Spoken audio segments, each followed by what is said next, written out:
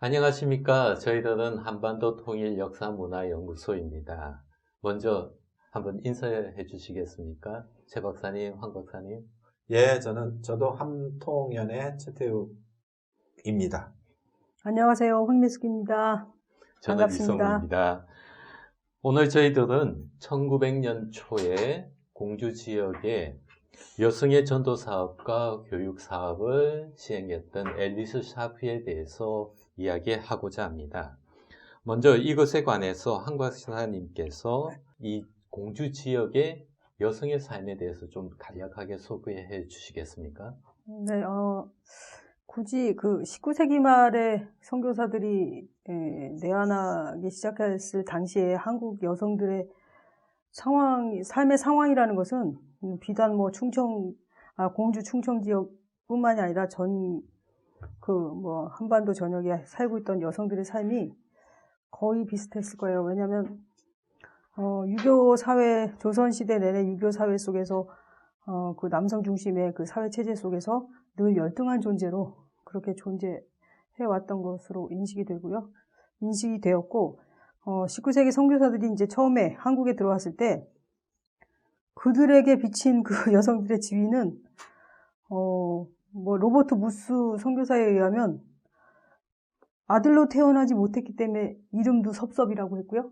그 다음에 태어나자마자 살림미천이라고 했던 거예요. 근데 왜냐면 우리 엄마도 저한테 살림미천이라고 했거든요. 살림미천으로 태어나서 조금 걷기 시작하면서 일을 시키고 이런 그런 선교사들이 세운 그리고 이제 학교에 가도 아기를 업고 등교한다거나 그리고 이제 특히 남성들의 인식이 뭐였냐면 여자들은 원래 생각이 없는 존재로 그렇게 여겼던 거예요.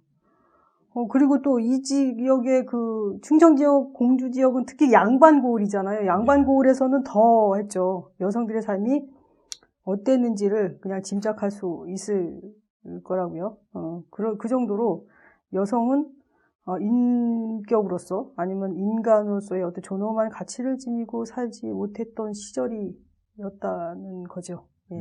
즉 남성보다는 열등한 존재, 그리고 생각을 할 수 없는 존재. 그래서 이름이 섭섭하다. 재미있는 표현들입니다. 아들로 태어나지 못해서 섭섭이라고. 네, 섭섭하다. 박사님이 쓰신 논문에 보면 제가 읽으면서 가장 인상적으로 보았던 부분이 호라비 교회였어요. 아, 예. 호라비 교회가 뭔지 어떤 배경으로 생겨나게 되었습니까? 앨리스 셰프가 이제 순회 전도 여행을 다니잖아요. 공주의 스테이션을 마련하고 거기 기거하면서 순회 전도 여행을 다니면 한 일주일, 2주일 막 이제 밖에서 생활한다고요. 그 교회마다 돌아다녀요. 이제 설립했던 교회, 기도처에 다니면서 예배드리고 성경 공부 가르치고 이렇게 했는데 그렇게 해서 여성을 위해 전도를 하고 교회가 설립됐는데도 불구하고 교회에 여성이 없었다는 거예요. 여성이 없고 남자들만 모여서 예배를 드린 거예요. 그래서 너무 놀라서 아니 왜 여자들은 하나도 없냐 그랬더니 남자들이 이제 핑계를 대는 거죠. 여자들은 생각도 잘 못하고 가르쳐봐야 아무 의미도 없으니까 그냥 우리끼리 드린다 그랬더니 분개를 하면서 여자들도 믿을 권리가 있는데 여자들도 사람이고 영혼이 있고 당연히 하나님을 믿을 권리가 있는데 왜 여자들하고 왜 같이 안 드리냐, 같이 예배 드릴 걸 약속해라. 그렇게 했어요. 그랬더니 남자들 교인의 반응은 가르쳐도 아무 소용 없는데 이런 생각하면서 그 관습에 그랬다는 거죠. 그리고 이제 그 다음에 이제 그 순회 전도 여행하면서 그 지역을 다시 찾아갔는데도 불구하고 여전히 남자들끼리만 드리는. 여성들은 배제돼 있었다. 배제돼 있었죠. 공주 지역에 있는 어떤 교회죠? 공주 교회가 아니라. 그렇죠. 공주 지역의 어느 교회인데, 그러고 난 다음에, 여성들이, 성경을 배우기 시작한 거잖아요. 모여서 사경회를 통해서 성경을 배우고 글을 배우고 이렇게 하면서, 우리가 지금까지 살은 것이 뭔가 잘못되어 있던 거구나. 똑같이 남성과 똑같이 우리 그런 존엄한 존재라는 의식을 갖기 시작하는 거잖아요. 그러면서 대항하기 시작하죠. 남자들도 우리도 예배 같이 드린다고 이렇게. 그러면서 기역자 교회 생기고 이제 이렇게 장막을 하고 이렇게 천막을 하고 이렇게 나눠서 이제 예배를 드리기 시작하는 거죠. 기역자 예배가 당이 이렇게 있으면 중앙에 재단이 강대상. 있는데 강대상이 있는데 네. 남자는 여자를 못 보고 여자는 남자를 못 보니 출입구도 달라요. 출입구도 네, 다르고 다르죠. 그러니까 이제 남녀 유별이니까 그걸 네. 지키면서 결국은 그 호라비 교회가 점차 없어진 게 네, 된 그리고 거예요. 1913년 되면 예. 그 1호부터 10년 후에 예.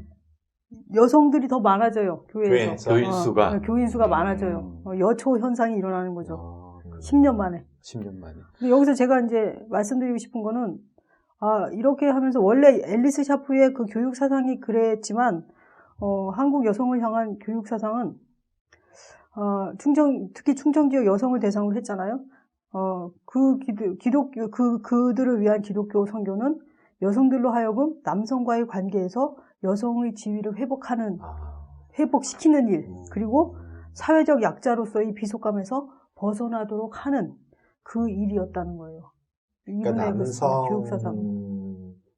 남성으로부터 해방, 네, 그 지위 다음에 회복. 그 낮은 직위로부터의 해방, 네. 이거죠. 와. 결국 좀 더 이것을 개념화하면 인간의 존엄성의 회복이라고 표현하는 그렇죠. 그렇지. 네, 자기가 여성, 존엄하다고 여성. 느끼지 못한 예. 거예요. 예, 여성. 그러면 결국 앨리스 샤프라는 선교사가 여성 전도 사업을 시작하면서 그의 철학, 즉 네, 교육 네. 철학은 여성으로서의 보다는 인간으로서의 존엄성 회복 그렇죠. 이렇게 네. 볼 수 있다는 거죠. 그러니까 성경도 그렇게 가지고 교육도 그런 교육 사업도 그런 목적을 가지고 그런 사상을 자, 가지고. 그러면 앨리스 그렇죠. 샤프가 어떻게 이것을 구체적인 작업을 해갔나요? 여성 교육 사업을요? 교육 사업은 이제 순회 전도 여행 일단 전도 활동을 해요. 예. 그럼 여성들 이제 마을마다 이제 여성들 있잖아요. 소녀들이 있고 소녀들이 모이면은 그 아이들을 이제 가르치기 시작하는 거예요. 예. 혼자 다니는 게 아니니까 이제 같이 그렇죠. 다른 선교사하고 동역하고 그다음에 통역을 하는 그런 여성도 있고 이화학당 출신이라든가 그 사람들의 같이 이렇게 팀이 움직이면서 이게 어느 마을에 가면 이제 어느 집에서 모여서 여성들한테 한글을 가르치고 일단 한글을 가르쳐야 뭔가 성경도 그렇죠. 읽고 이해도 하고 이렇잖아요. 기초부터 가르치는 거예요. 네. 기초부터. 그리고 항상 그 명심시키는 게 너도 여자인데 남자랑 똑같은 거다. 기독교 사상이잖아요. 이게 평등 사상, 남녀 평등 사상 이런 거죠. 그런 내용을 가지고 여성의 지위를 회복시키고 그리고 약자로서의 어떤 비속감을 거기서 벗어나도록 하는. 그러면은 학교는 시작은 안 했어요?